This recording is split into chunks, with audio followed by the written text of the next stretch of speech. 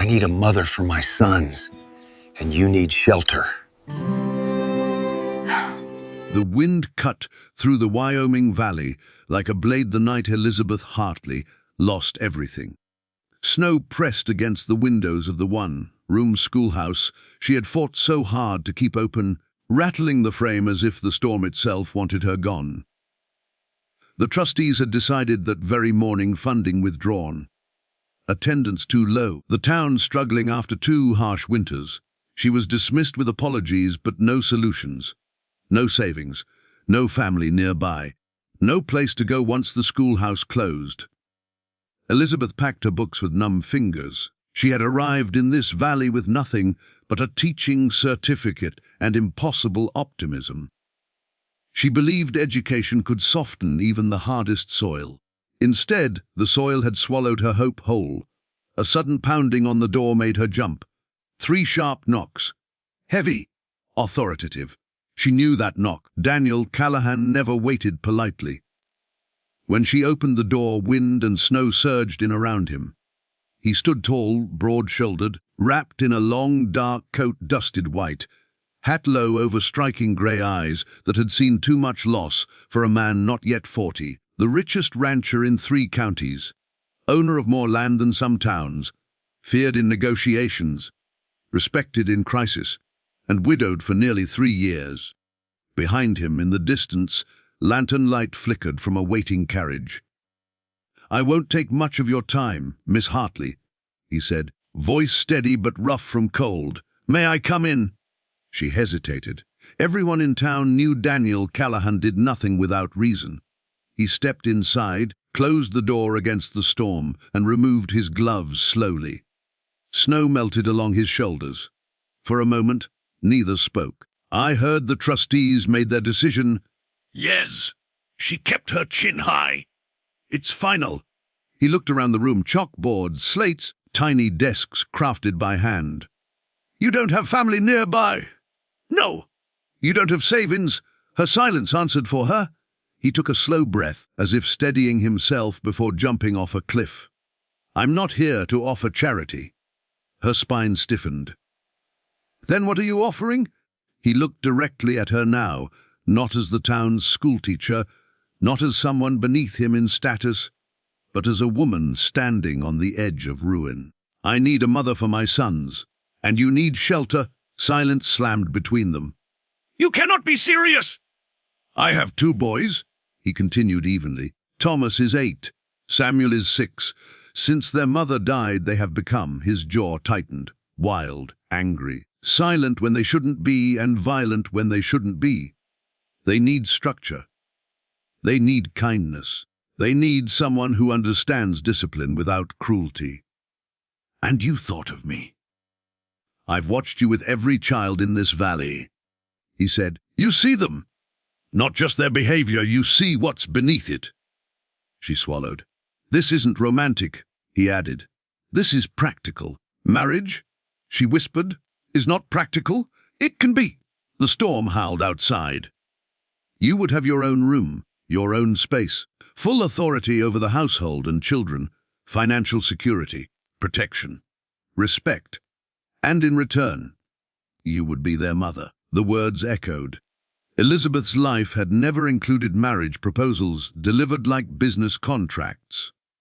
Yet beneath his steady voice, she saw something unexpected: desperation. Not for himself, for his sons. "You don't love me," she said quietly. "No," he answered honestly. Her heart strangely softened at that. No false promises, no sugar-coated lies. "And you don't love me," he added. "No." "Then we begin equally." Her throat tightened as she looked around the schoolhouse one last time. By tomorrow, she would have nowhere warm to sleep. Pride did not light fires. "When?" she asked. "Tonight. The storm will worsen." Her pulse thundered. She stepped forward.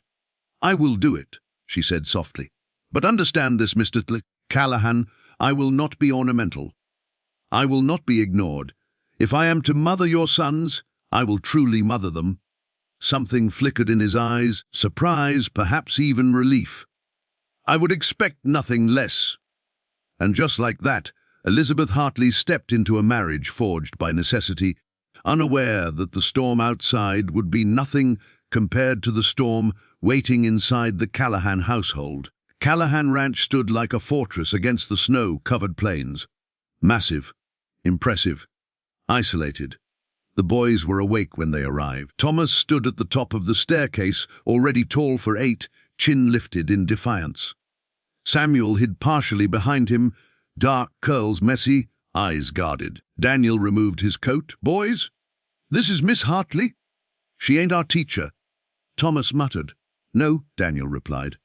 "She is your mother now." The word detonated. Samuel ran upstairs immediately.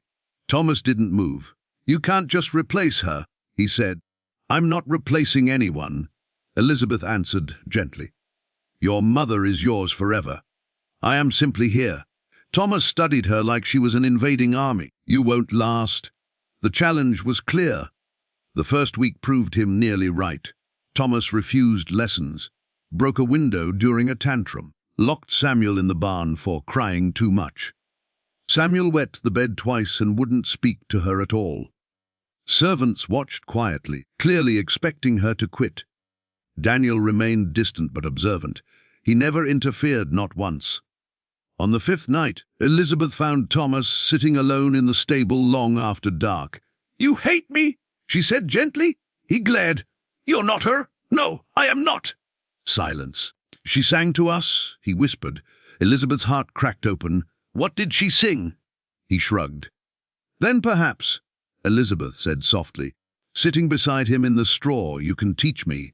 That night, Thomas hummed through tears. Elizabeth memorized every note.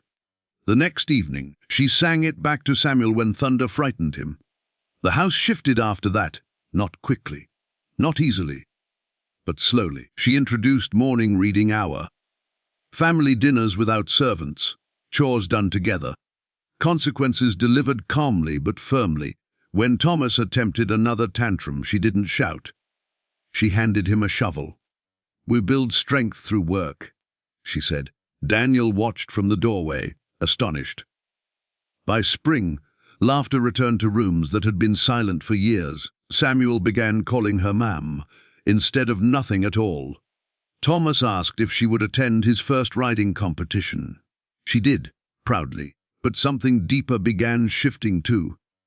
Daniel found himself lingering longer at dinner, listening more closely to her voice, noticing the way she pushed stray strands of hair behind her ear when reading. She was not ornamental.